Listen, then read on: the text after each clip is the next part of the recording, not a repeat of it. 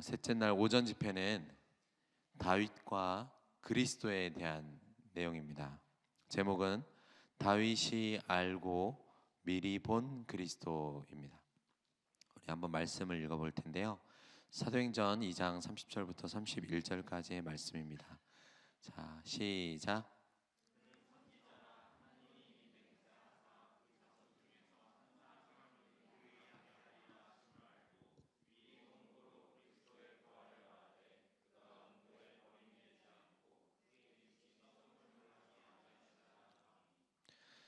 자, 다윗의 신앙 고백을 이제 살펴보겠습니다. 우리가 마태복음 22장 41절부터 46절까지의 어떤 본문의 배경이 되는 것을 이제 볼 텐데요. 이 사건들 앞에서 이 마태복음 22장에는 먼저는 사두개인들 그리고 나중에는 바리새인들이 모여서 한 율법사와 예수님께서 대화하시는 내용이 나옵니다.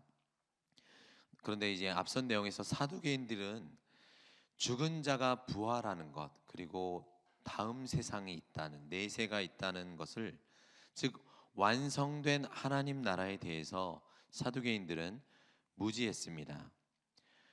영원하신 하나님의 능력으로 죽은 자를 살리셔서 영원한 하나님과 교제할 수 있도록 불멸성을 인간에게 주신다라는 사실을 사두개인들은 이해하지 못했어요. 그리고 이제 바리새인들이 등장했는데, 바리새인들을 대표해서 한 율법사가 예수님을 시험하여 묻습니다. 율법 중에 어느 계명이 가장 큽니까? 질문해요. 그래서 예수님께서는 무엇이라고 대답하냐면 하나님 사랑과 이웃 사랑에 대해서 이야기합니다. 내 마음을 다하고 목숨을 다하고 뜻을 다하여 주 너의 하나님을 사랑하라. 그리고 내 이웃을 내 자신같이 사랑하라. 이 두 계명이 온 율법과 선지자의 강령이다. 그들이 전한 모든 것들이, 즉 구약의 모든 내용들이 이 두 계명에 달려 있다라는 것입니다. 그리고 바리새인들에게 오늘 예수님이 또한 이어서 질문을 하십니다. 우리 한번 말씀 읽어볼게요. 마태복음 22장 41절 42절입니다. 시작.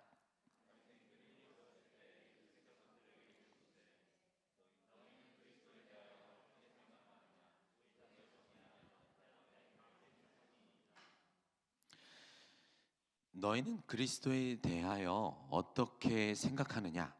누구의 자손이냐? 예수님 질문의 포인트는 그리스도는 누구인가? 이거입니다.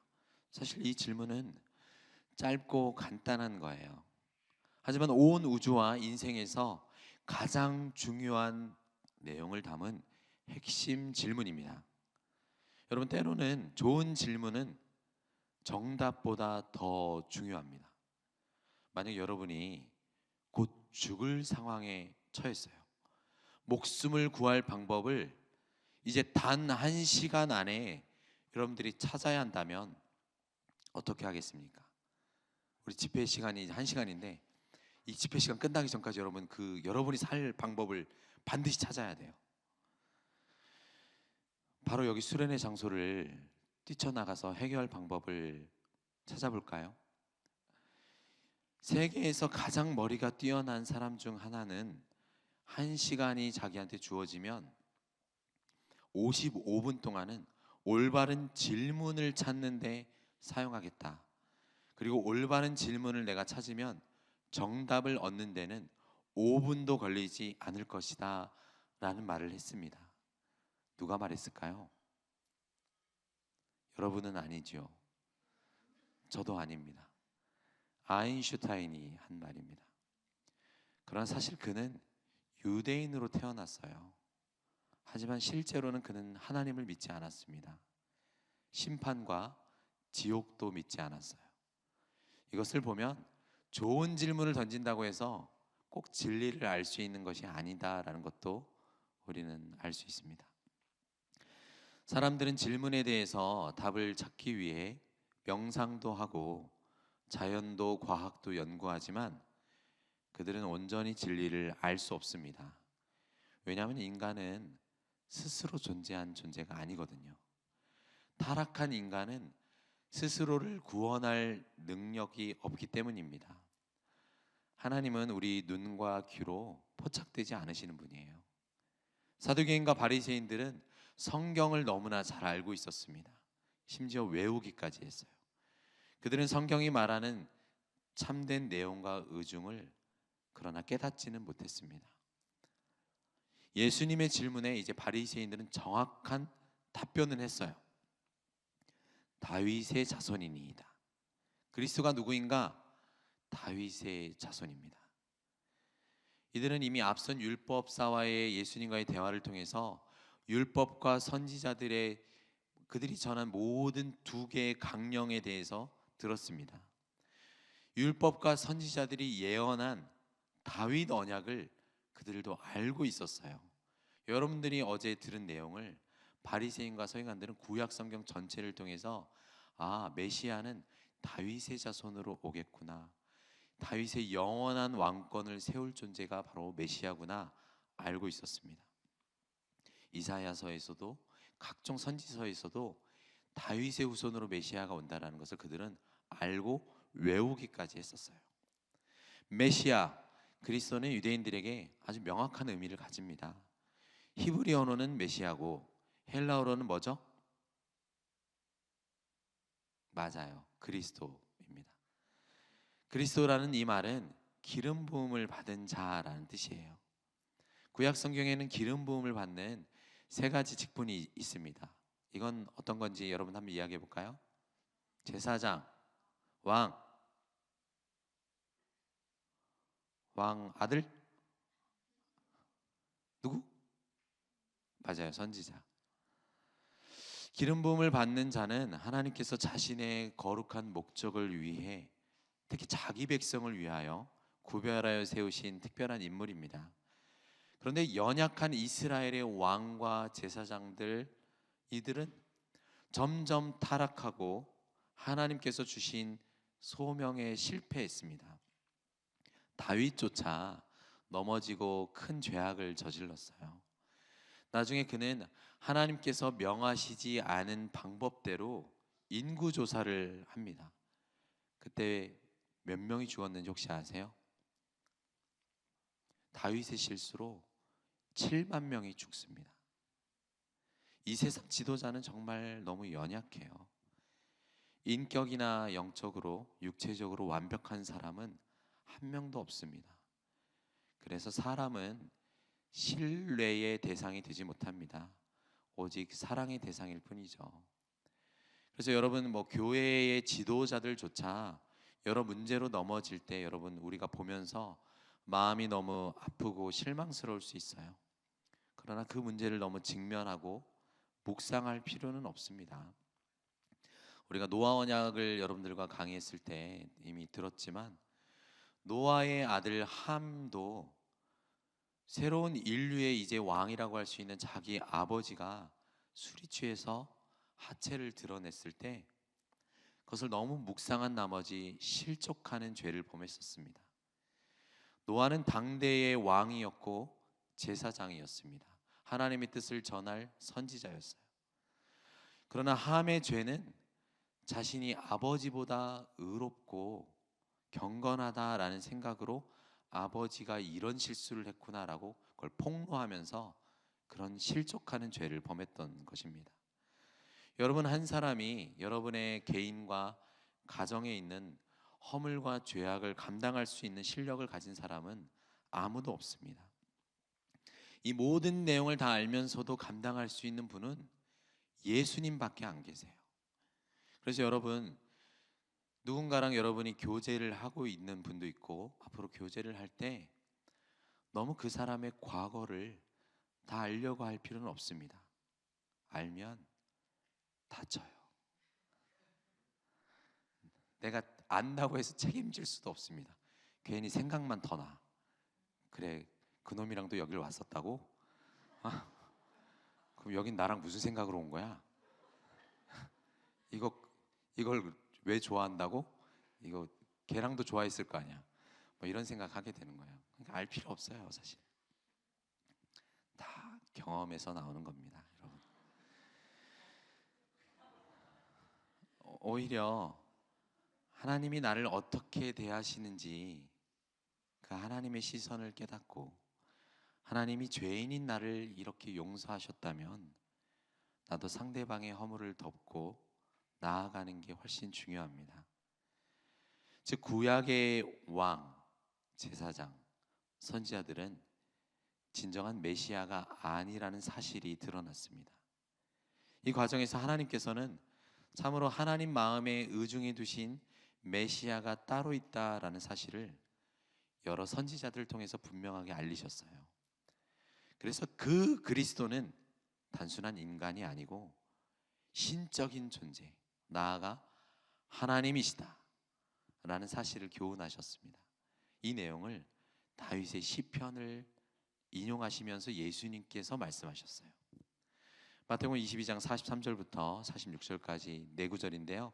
우리 형제님들이 이번에는 한 목소리로 좀 읽어보시면 좋을 것 같아요. 우리 형제님들만 한번 읽겠습니다. 화이팅! 네, 시작!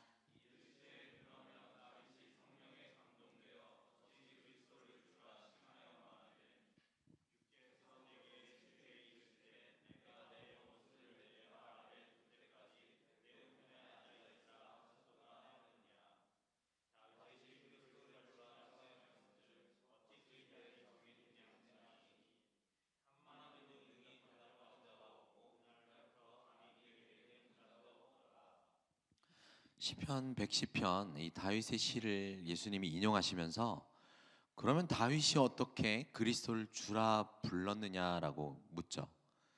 여러분 메시아는 다윗의 자손인 거 바리새인과 사두개인들 다 알고 있었습니다.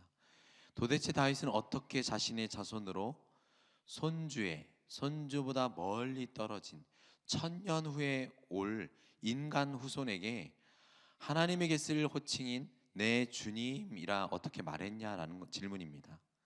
보통 구약에서 아도나이 이 주님은 많은 경우에 하나님을 지칭하는 호칭이었습니다. 우리가 잘 아는 시편 8편의 찬양 여호와 우리 주여, 제가 목소리가 안 좋아서 불러드릴 수는 없어요. 부르는 순간 삑사리 날 것 같습니다. 어떻게 부르는지 알죠 여러분? 여호와 우리 주여.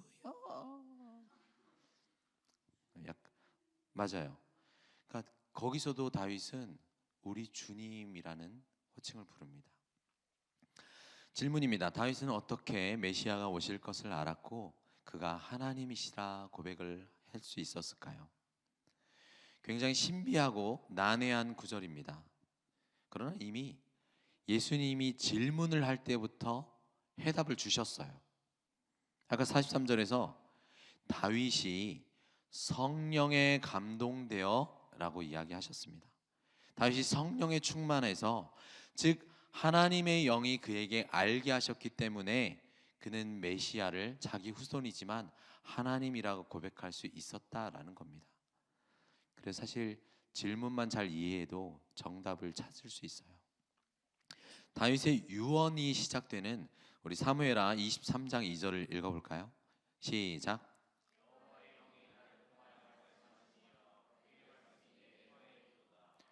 다윗 자신의 생각이 아닙니다. 여호와의 영이 나를 통하여 그가 말씀했다라고 이야기하죠. 다윗에게 성령께서 감동시키셔서 앞으로 오실 메시아가 자기 후손이지만 하나님이구나라는 것을 고백하는 겁니다. 그런데 이것을 다윗 스스로만 그렇게 생각했을까요? 사도행전 2장 29절부터 31절을 우리 자매님들이 한번 읽어주시겠습니다. 시작.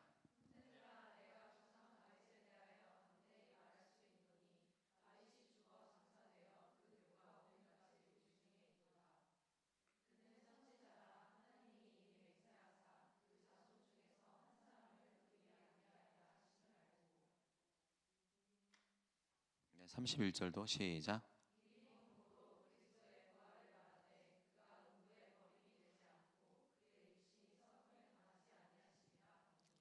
자, 오순절 성령님이 강림하시자 사도 베드로는 담대히 복음을 전했습니다.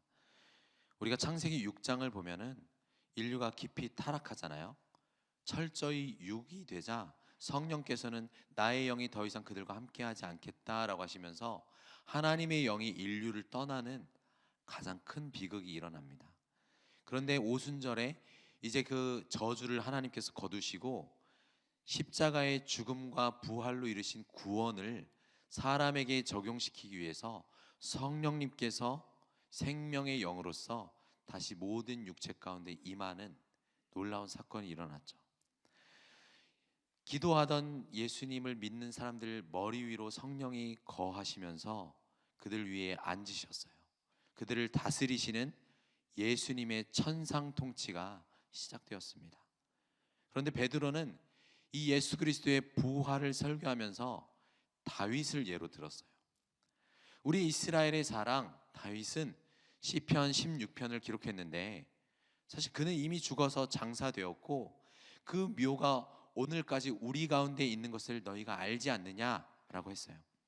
그러면 다윗이 시편 16편에서 한 약속, 하나님의 경건한 자의 육신이 썩음을 당하지 않으리라 하는 이 예언의 약속이 지금 다윗에게는 이루어지지 않은 것이지 않냐?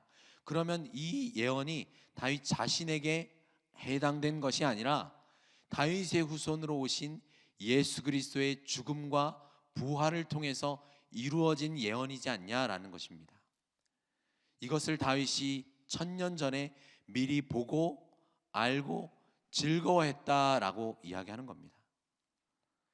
그러나 다윗이 1000년 전에 그 약속은 이루어지지 않았는데 어떻게 다윗은 1000년이 지나도 이루어지지 않을 일에 대해서 그 때가 돼서야 일어날 일에 대해서 미리 즐거워하고 소망할 수 있었냐라는 겁니다. 어떻게 그 약속이 이루어질 것을 알고 기대할 수 있었을까요? 다윗의 이 소망과 기쁨 안에 숨겨 있는 깊은 비밀을 베드로는 무엇이라 밝힙니까? 다윗 그는 선지자라라고 말해요. 하나님의 뜻과 비밀한 일들을 계시받아서 받고 전한 자입니다. 그 자신도 깊이 깨닫고 이해한 자였다라는 겁니다. 그래서 그 자손 중에 한 사람을 영원한 왕위에 앉게 하리라 하신 약속을 알고 미리 보았다라고 합니다. 그래서 그리스도의 부활을 예언하였다라고 말해요. 바리새인들은 다윗 언약에 있는 사무엘 하나 우리가 살펴본 이 성경 메인 구절인 역대상 17장의 본문을 다 알고 있었어요. 시편 2편에서 내 왕을 세우노라 내가 오늘날 아들을 낳았다 하는 이 메시아 언약을 바리새인 서기관들은 다 알고 있었습니다. 하지만 그들의 이해는 하나님께서 우리를 구원하시기 위해 사람의 몸을 입고 오시거나 십자가에서 죽으시고 부활하시는 또 그가 승천하셔서 다시 하늘에 올라 온 세상을 영원토록 다스릴 것이다 이러한 비밀을 알지 못했습니다. 그 신비를 깨닫는 수준까지는 몰랐던 거죠. 그저 하나님께서 메시아를 보내면 이스라엘을 다스리는 왕 내지는 메시아 정도로 이해한 겁니다. 그러면 다윗은 성령에 감동되어서 앞으로 오실 메시아가 누구신지 그의 존재와 신분은 무엇인지 어떤 일을 하실지에 대해서 분명한 신앙 고백을 시편을 통해서 합니다. 예수님께서도 부활하신 후에 누가복음 24장 44절에서 모세의 율법과 선지자들의 글과 시편에서 나를 가리켜 기록된 것을 너희는 알지 못하느냐라고 말씀하셨잖아요. 우리는 구약 전체를 통해서 예수 그리스도에 대해서 발견할 수 있습니다. 하지만 오늘은 특별히 다윗이 예언한 시편에서 나타난 그리스도에 대해 묵상하겠습니다. 시편 110편인데요. 아까 예수님께서 인용하신 그가 성령에 충만하여 그리스도를 주라고 예언한 본문부터 보겠습니다. 시편 110편 1절에서 4절까지인데요. 함께 읽겠습니다. 시작.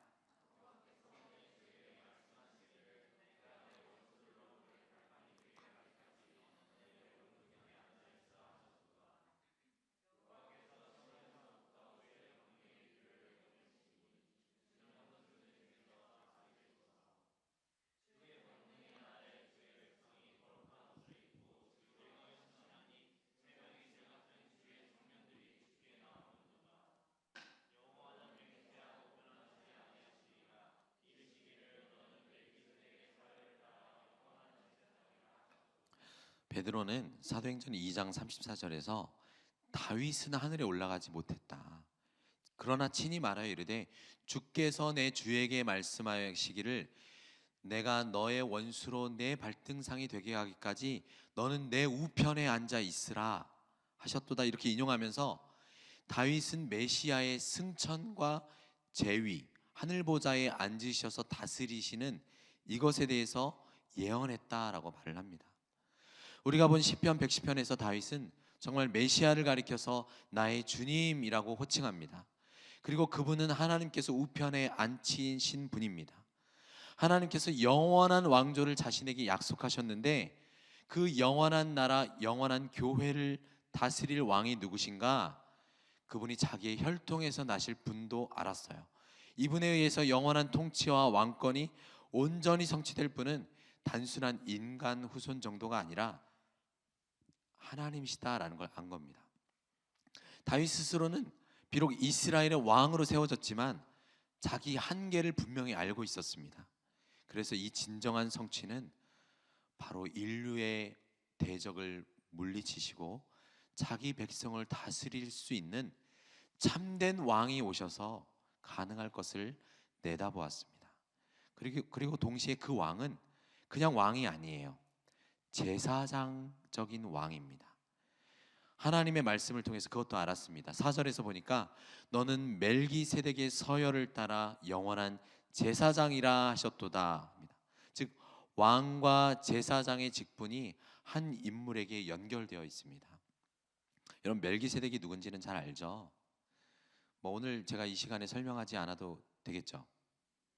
네, 그러면 시간 관계상 넘어가겠습니다. 그냥 넘어가면 좀 그러니까 얘기 조금만 하고 넘어갈게요. 왜냐하면 또 처음 듣는 사람도 있을 거니까. 창세기에 등장하는 인물인데 신비한 인물입니다. 그는 왕이기도 해요. 살렘 왕, 의의 왕이다라고 합니다. 평화의 왕인데 전쟁에서 승리하고 돌아온 그 아브라함에게 떡과 포도주를 가지고 간 제사장이기도 해요. 그리고 아브라함에게 하늘의 복을 구한 인물입니다. 일반적으로 이스라엘의 모든 제사장들은 아브라함의 자손들 가운데 아론 지파, 즉 레위 지파의 후손으로서 제사장을 하게 됩니다. 그러나 이 모든 제사장들은 혈과 육에 속해 있습니다. 죽음의 운명에 항상 놓인 연약한 제사장들이에요. 그래서 대제사장이라 할지라도 자기 자신을 위해서 희생 제물과 제사를 언제나 드려야 했습니다. 그리고 각 시대마다 세워진 대제사장은 죽었어요. 그리고 그 아들들이 뒤를 이었습니다. 하지만 예수님은 어떤 제사장이시죠? 연약한 레위 지파의 제사장이 아니시고 이스라엘의 조상이었던 아브라함을 축복하였던, 즉 우리가 축복을 한다라는 건 아브라함보다 높은 존재라는 거잖아요. 아브라함보다 높은 멜기세덱의 반열을 따른 대제사장이시다라는 겁니다. 또한 예수님은 죄와 흠이 없으세요. 일반적인 제사장들과 달랐던 거죠. 예수님은 오히려 자신이 아니라 자기 백성을 구원하기 위해 자신을 희생제물로 삼으셨습니다. 영원한 하나님의 아들이신 예수님은 영원한 대제사장이 되셔서 자신을 또한 영원한 제물로 삼아 영원한 단번의 제사를 드림으로 구원을 이루셨어요. 멜기세덱의 반차를 따른 예수 그리스도를 믿는 것이 바로 우리인 거예요. 그래서 기독교는 이슬람 종교나 이스라엘 종교의 한계를 초월하는 온 인류의 종교가 될 수 있습니다. 왜냐하면 이스라엘은 아브라함의 후손이다라는 걸 강조하잖아요. 이슬람도 아브라함의 아들인 이스마엘의 후손인 것을 강조하는 종교잖아요. 그러나 우리는 아브라함 정도가 아니라 아브라함을 축복했던 멜기세덱의 반차를 따른 대제사장이신 예수 그리스도를 믿고 있기 때문에 기독교가 짱이라는 겁니다. 한마디로. 알겠죠? 세계 3대 종교? 아니에요. 세계 1대 종교. 여러분은 왜 우리나라도 그 국내 5대 기업에 취직해서 다니면 기분이 괜히 좋잖아요. 여러분 온 우주의 1대 종교를 믿고 있는 유일한 사람들입니다. 즉 다윗은 메시아가 멜기세덱의 반차를 따른 영원한 대제사장으로서 또한 이스라엘의 왕으로서 그 다윗의 왕위에 앉아 영원토록 다스릴 것까지도 알고 있었습니다. 다윗은 또한 이런 메시아가 하늘에서 다스리려면 하늘 보좌로 올라오는 승천도 예언했어요. 승천, 시편 몇 편입니까? 맞아요. 어떻게 알았지? 시편 24편 7절부터 10절까지 한번 읽어보겠습니다. 시작.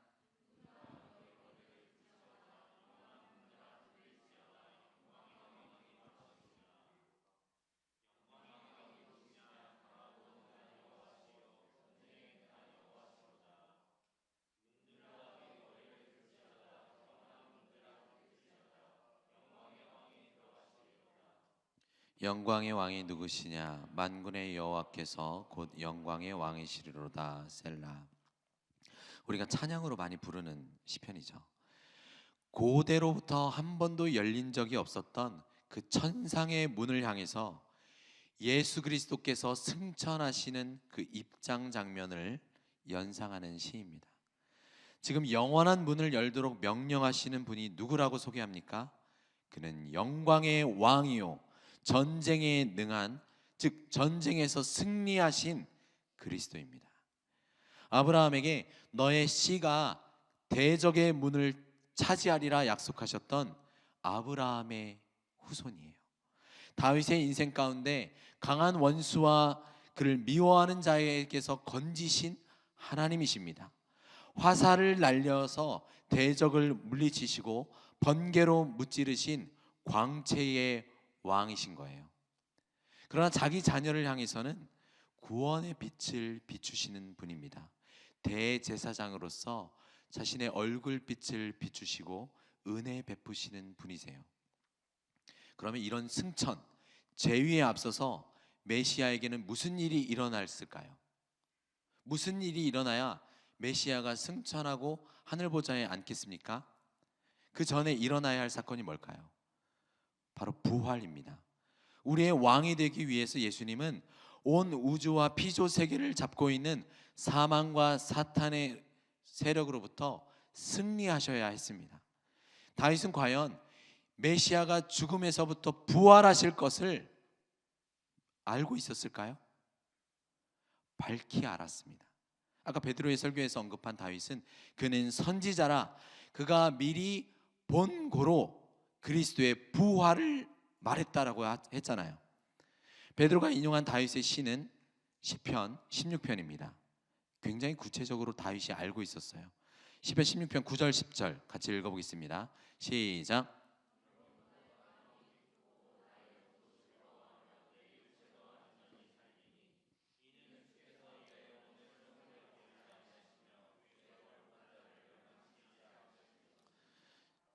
시편 16편은 다윗의 시예요. 하나님과 성도들, 즉 교회에 대한 고백이 나오는 시입니다. 나중에 여러분 시편 16편을 한번 처음부터 쭉 읽어보면 좋을 것 같아요. 여러 어려움에 있었던 다윗이 자신이 하나님께 피하고 하나님께 나를 맡기는 걸 통해서 하나님만이 나의 유일한 복이십니다 라고 고백합니다. 그런데 예수 그리스도의 이 왕이 되시는 것은 부활과 깊은 관계가 있어요. 예수 그리스도 자신의 부활이 바로 여러분의 부활 생명의 근거가 되기 때문입니다. 우리의 부활을 가능하게 하는 사건이 바로 예수님의 부활인 거죠. 모든 사람들이 가장 근본적으로 두려워하는 형벌이 바로 죄로 말미암은 사망입니다. 이 두려운 대적, 가장 큰 대적인 거예요. 그 대적으로부터 구원하시고 보호하시겠다라고 약속하는 시입니다. 여러분, 부활 이전에는 어떤 사건이 있었을까요?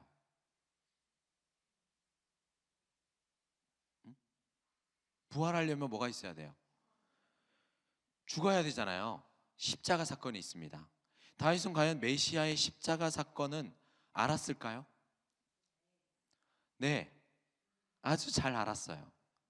예수님 십자가에서 돌아가시면서 예수님 본인이 시편 22편을 인용하셨습니다. 시편 22편은 누구의 시일까요? 다윗입니다. 여러분들 점점 지식 수준이 엄청 올라가는 것 같아요. 박수 한번 칠까요? 여러분은 최고의 학생이기면서 최고의 성도인 것 같아요. 자, 시편 22편 1절 읽어보겠습니다. 시작.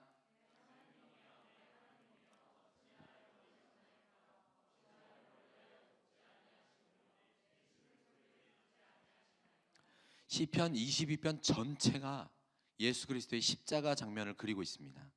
마태복음 27장 46절 읽어볼까요? 시작. 제9시쯤에 예수께서 크게 소리질러 이르시되 엘리 엘리 라마 사박다니 하시니 이는 곧 나의 하나님 나의 하나님 어찌하여 나를 버리셨나이까 하는 뜻이라. 숨이 멎을 듯한 말씀입니다. 영광의 주께서 십자가에 달리셨어요.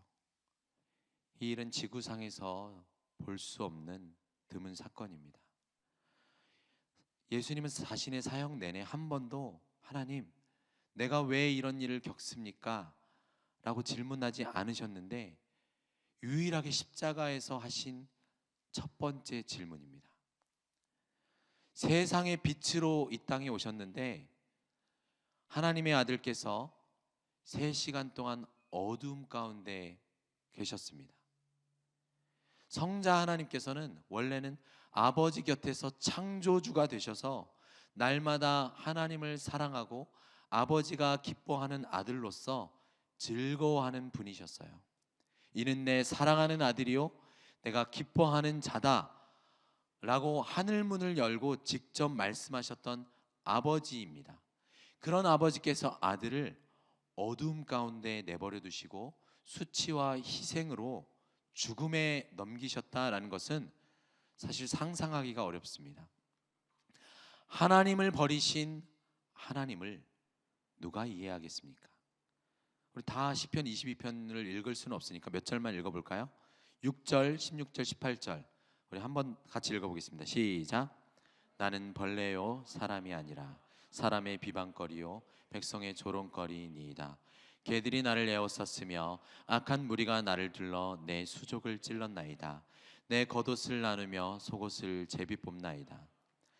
십자가에 달리신 메시아의 순환을 메시아의 영께서 다윗에게 임재하시고 감동케 하셔서 이렇게 기록했습니다. 나는 벌레요 사람이 아니라. 십자가 앞에 폭도와 같은 백성들의 비아냥거림과 좌우에 매달린 강도들의 비웃음이 있었습니다. 군병들의 조롱과 매질이 있었어요. 개들이 나를 에워쌌습니다.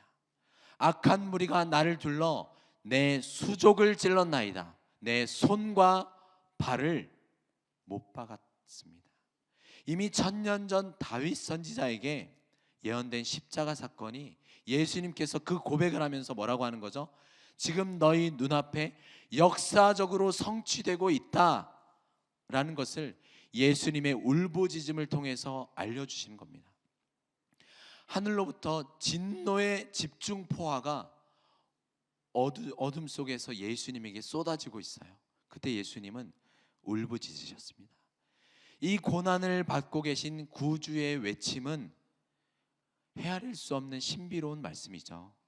여러분, 메시아는 왜 아버지께로부터 버림받으셨습니까? 어찌하여 나를 버리셨나이까? 이 질문엔 십자가 주위에 있는 예수님의 어머니도 제자들도 답하기 어려웠어요. 천사들도 그 장면을 다 주목하면서 숨죽이고 있지만 어느 누구도 답변할 수 없는 질문이었습니다. 그러나 1000년 전 다윗을 감동시키셔서 시편 22편에 이미 그 대답이 나옵니다. 3절을 한번 읽어볼까요? 시작. 이스라엘의 찬송 중에 계시는 주여 주는 거룩하시니이다.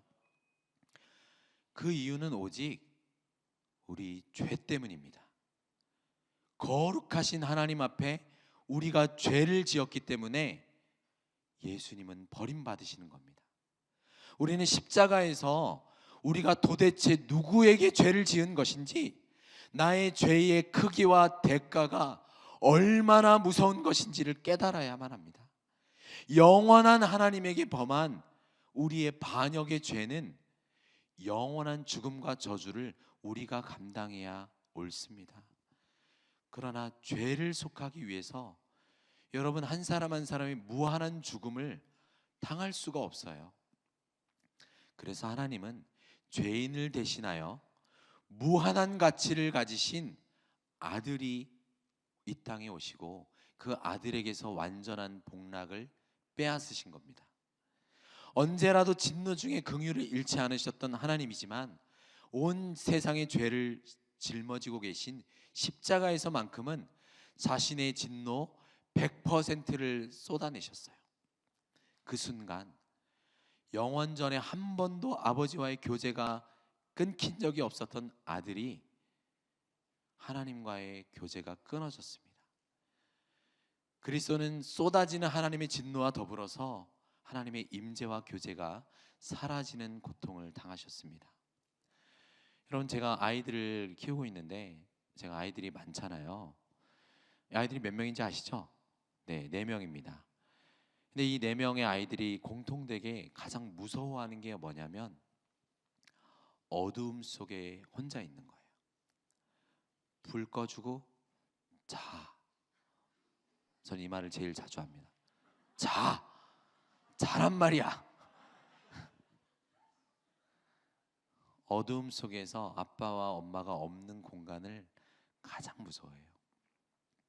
저는 혼자 자고 싶은데, 엄마도 혼자 자고 싶은데 애들은 엄마랑 같이 자고 싶다고, 아빠랑 같이 자고 싶다고 혼자 있으면 이내 울음을 터뜨립니다. 지금 예수님께서는 우리를 대신하여서 하나님의 침묵, 버림받고 계시는 지옥의 고통을 견디고 있는 겁니다. 그러나 예수님은 또한 뭐라고 고백하냐면 그 질문을 할 때조차 나의 하나님, 나의 하나님 이렇게 부르십니다. 진노 중에서도 소망을 잃지 않고 하나님을 나의 하나님이라 부르십니다. 여러분, 하나님의 여러 이름 가운데 엘이라고 하는 단어는 특별히 강한 힘과 능력을 가진 별명입니다. 주님께서 흑암 가운데 자신의 영혼과 육체의 인성을 갖고 계신 모든 것에 극심한 고통을 겪으면서도 하나님을 향해서 충실하게 붙어 계세요. 무한하시고 영원한 능력의 하나님을 믿고 있습니다. 구원이 보이지 않는 순간에도 예수님은 하나님을 계속 신뢰했어요. 나의 하나님, 엘리 엘리 라마 사박타니, 나의 하나님, 나의 하나님. 잠시 버림을 받는 순간에도 하나님을 의지했습니다. 죽음의 시간에도 여전히 하나님을 의지해요. 해가 찬란히 빛날 때 우리가, 여러분 인생에 막 햇빛 나는 것 같은 인생, 갑자기 이성 교제를 막 시작하고 직장도 이직하고 자동차도 할부 끝났고 얼마나 신이 납니까? 이럴 때 하나님을 찬송하는 것은 쉬워요. 그러나 여러분이 신앙생활 가운데 암흑이 닥쳐왔을 때, 하나님의 얼굴에서 나오는 광채를 보지 못할 때, 그때도 여러분이 고백하길 원합니다. 나의 하나님, 나의 하나님. 우리가 하나님 아버지께로부터 버려지는 것을 메시아께서 거절하셨어요. 요한복음 14장 18절 말씀처럼 내가 너희를 고아와 같이 버려두지 아니하고 너희에게 오리라. 하나님의 아들이 버림받음으로 회개하는 죄인은 결코 하나님께 버림받지 않게 되었습니다. 이것이 복음입니다. 예수님이 십자가에 달리신 동안 7번 입술을 움직이셨습니다. 그 마지막 말씀은 무엇일까요? 누가복음 23장 46절을 읽어볼까요? 시작.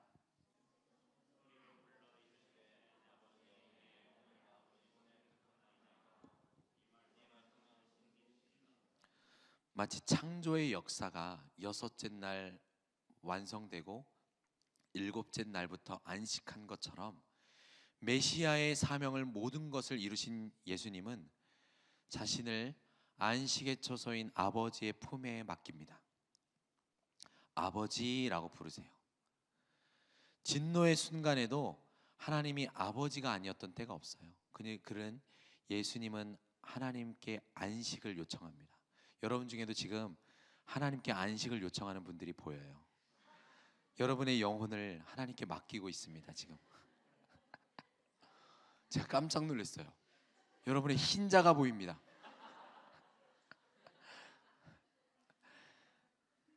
진노의 순간에도 하나님이 아버지가 아니신 때가 없었어요. 예수님 십자가 위에서조차 하나님 아버지와 교제를 나누고 계셨습니다. 가장 아름다운 진실이죠. 극심한 고통, 에워싸는 죽음의 위협에서도 십자가 위에서조차 하나님과 교제를 누리셨다면 우리는 어떠해야 할까요?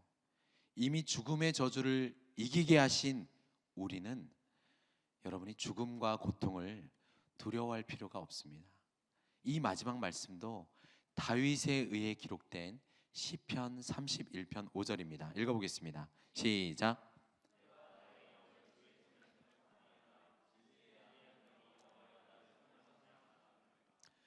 예수님은 언제나 말씀을 붙들고 기도하셨어요. 여러분 기도 잘하고 싶어요? 말씀 붙들고 기도하면 됩니다. 예수님은 자신이 아버지께로부터 와서 다시 아버지께로 돌아가실 것을 알고 있었습니다. 죽음에서조차 아버지의 손에 자신의 영혼을 부탁하십니다. 이러한 십자가 사건이 있기 전 메시아에게는 그럼 무슨 일이 일어났을까요? 십자가 사건 전에 성육신입니다. 여러분 성육신을 다윗이 알고 있었을까요? 맞아요. 당연히 알고 있었습니다. 시편 40편입니다. 근데 이 시편 40편을 인용하고 있는 히브리서의 말씀을 먼저 읽어볼게요. 히브리서 10장 5절부터 7절까지 읽어보겠습니다. 시작.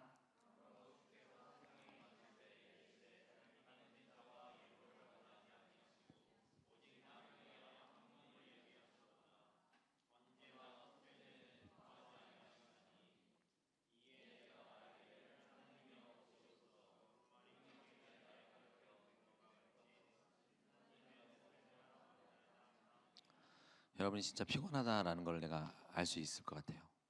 목소리들이 막 다 다르네요. 주께서 세상에 임하실 때 사람이 되신 성육신 사건을 말하고 있습니다. 우연히 하나님이 인간으로 오신 게 아니었어요.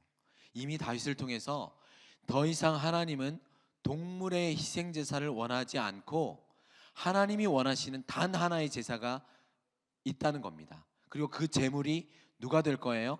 하나님 자신이 될 겁니다. 그래서 특별한 한 몸을 예비하셨어요. 그 몸을 입고 오실 분이 예수님이시고 성경에 기록된 대로 이미 창세전에 준비될 것을 성취하실 것이다 라고 히브리서 기자가 지금 말했는데 시편 40편을 인용한 겁니다. 시편 40편 6절 7절을 읽겠습니다. 시작. 기뻐하지 아니하시며 번제와 속죄제를 요구하지 아니하신다 하신지라 그때 내가 말하기를 내가 왔나이다 나를 가리켜 기록한 것이 두루마리 책에 있나이다. 여기서 내 귀를 통하여 라는 말이 있는데 이것을 나를 위하여 한 몸을 예비하셨다라는 말로 히브리서 기자는 옮깁니다. 여러분 우리 귀 한번 만져볼까요? 졸리니까 귀도 한번 주물주물. 이 귀는 뭐 할 때 쓰는 거죠? 늘릴 때 이렇게 쓰는 거죠. 들을 때입니다. 뭐 계속 만져도 괜찮아요.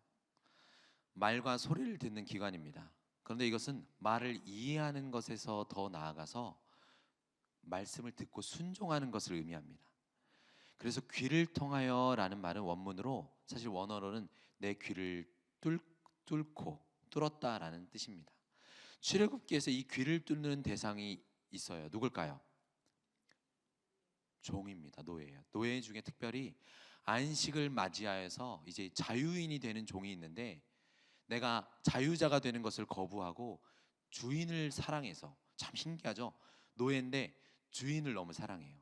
그리고 주인을 통해서 내가 결혼까지 했으면 노예인데도 내가 결혼을 했고 내 배우자를 사랑하고 내 자녀를 사랑하면 주인에게 나 종에서 자유하게 되는 걸 안 하겠다라고 합니다. 출애굽기에 나와요. 그러면 그 종을 데리고 가서 재판장에게 가서 그 문설주에 대고 귀를 뚫게 되어 있습니다. 여러분 중에 귀걸이한 자매들 있죠? 그런 의미예요. 네, 순종하겠다. 내가 하나님 말씀에 순종하겠다. 그 뚫린 표를 일평생 종이 가지고 있으면서 뭘 증거하는 거죠? 내가 주인을 사랑하고 내 배우자와 자녀를 사랑하기 때문에 나는 일생을 종으로 살겠습니다 라는 겁니다. 이것은 바로 그리스도의 이야기입니다.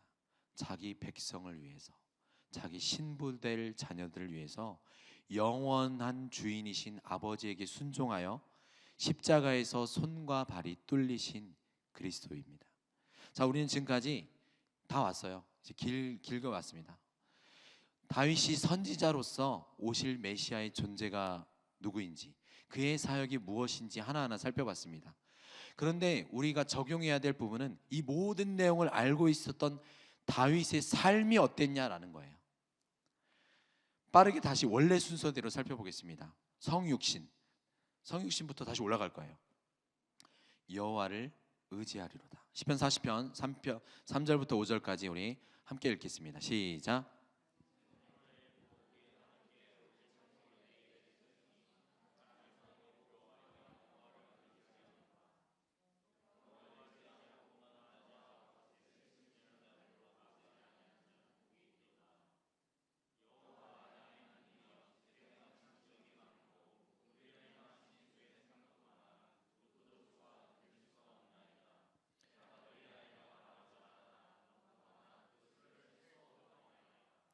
성육신을 말하는 시편 40편에서 다윗이 반복적으로 하는 말이 뭐냐면 여호와를 의지하리로다입니다. 다윗은 그의 인생을 통해서 경험적으로 알아요.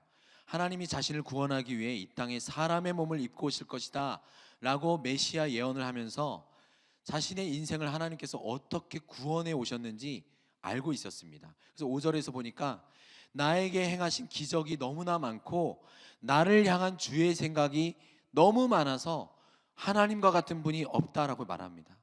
여러분, 다윗 언약을 이야기했던 역대상 17장에서 이렇게 고백했어요.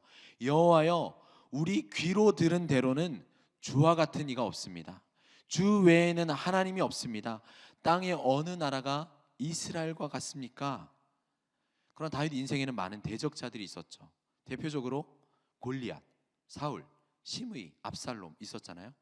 자기 삶에 왜 이렇게 대적이 많은지 다윗이 알았지만 그것을 어떻게 알게 됐냐면 이 대적의 손으로부터 구원하실 하나님의 지혜가 무수히 많고 능력이 어마어마하게 많다라는 것을 동시에 알게 되었어요. 골리앗을 물리칠 때 자기가 광야에서 목자로 살아왔던 수없이 지루한 나날들 속에 연습했던 돌팔매질이 빛나게 됩니다. 오랜 훈련의 과정이 비밀이 밝혀지는 거죠. 하나님을 의지함으로 골리앗을 물리쳤어요. 여러분, 사실 다윗의 인생을 도표로 이렇게 보잖아요. 다윗 인생에서 좋았던 순간이 언제일까요? 딱 한 순간이에요. 골리앗 대가리 터뜨렸을 때. 그 이후로는 계속 쫓겨다니고 힘들고 배반당하고 죄악을 범합니다. 그러나 우리 신자의 삶도 마찬가지예요. 우리 중에 여러분, 하나님이 인간의 몸을 입고 오신 성육신을 누가 생각할 수 있겠습니까? 이런 놀라운 하나님의 지혜가 여러분의 삶을 지금도 이끌고 계시다라는 겁니다. 그러면 여러분 삶에 지금 내가 이해할 수 없는 어려움이 닥쳤을지라도 하나님에겐 무슨 뜻과 계획과 구원이 있다라는 겁니다. 그 유명한 대사가 있죠. 너에게는 다 뜻이 있구나 이잖아요. 하나님에게는 다 뜻이 있는 거예요. 이 고난의 의미를 깨닫는 날이 속히 올 것입니다. 그러면 우리는 어떻게 해야 된다는 거예요? 고난 속에서 하나님을 의지하는 삶을 살아야 된다는 겁니다. 십자가 신앙을 고백했던 다윗은 그럼 어떤 삶을 살았을까요? 시편 22편 22절 23절 읽어보겠습니다. 시작.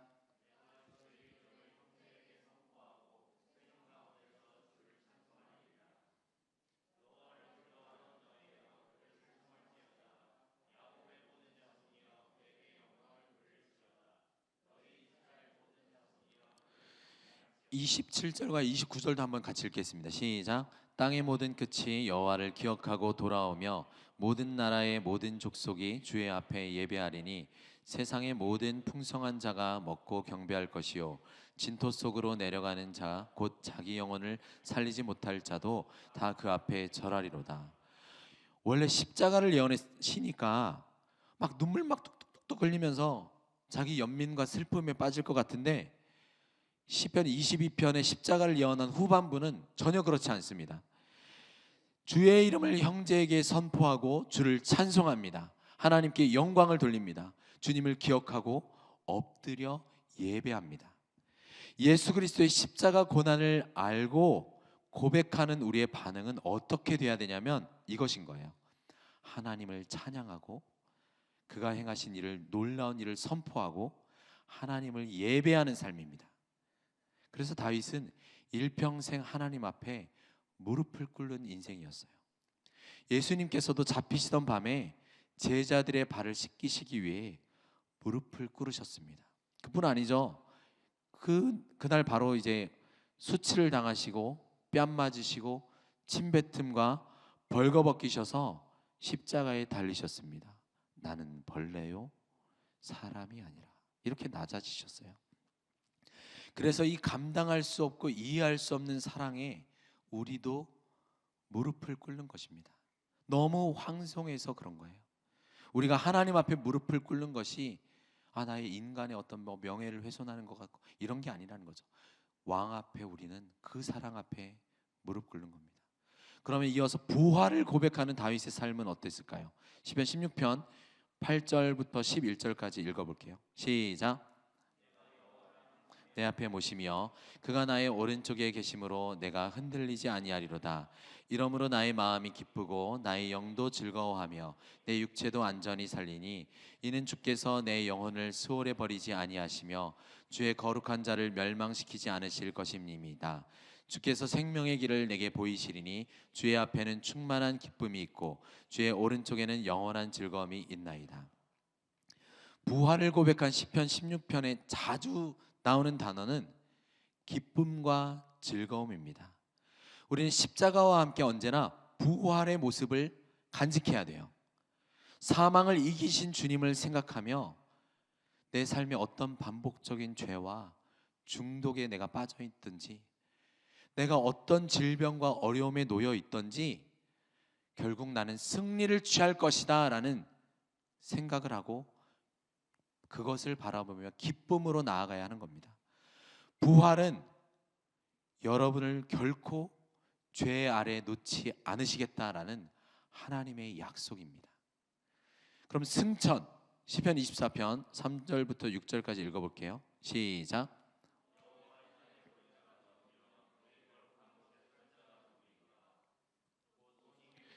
마음이 청결하며 뜻을 허탄한 데에 두지 아니하며 거짓 맹세하지 아니하는 자로다. 그는 여호와께 복을 받고 구원의 하나님께 공의를 얻으리니 이는 여호와를 찾는 족속이요 야곱의 하나님의 얼굴을 구하는 자로다. 셀라. 여호와의 산, 하나님이 임재하신 하늘 성전에 입성하시는 그리스도는 죄가 없으신 분이었어요. 그렇게 그는 자신의 죄가 아니라 우리의 죄를 대신 지시고 죽으셨습니다. 그래서 하나님은 죄 없으신 그리스도를 부활시키신 거예요. 우리는 우리의 공로로 하나님의 임재에 들어갈 자격이 없습니다. 그래서 손이 깨끗하고 마음이 청결한 것은 우리 생각과 행동에 죄가 더 이상 없어야 된다는 말이에요. 그래서 죄 없으신 그리스도를 강하게 붙들고 그리스도 안에서 하나님의 임재를 사모하는 자가 되어야 되는 겁니다. 제위 마지막이죠. 시편 110편 2절부터 5절까지 읽어보겠습니다. 시작.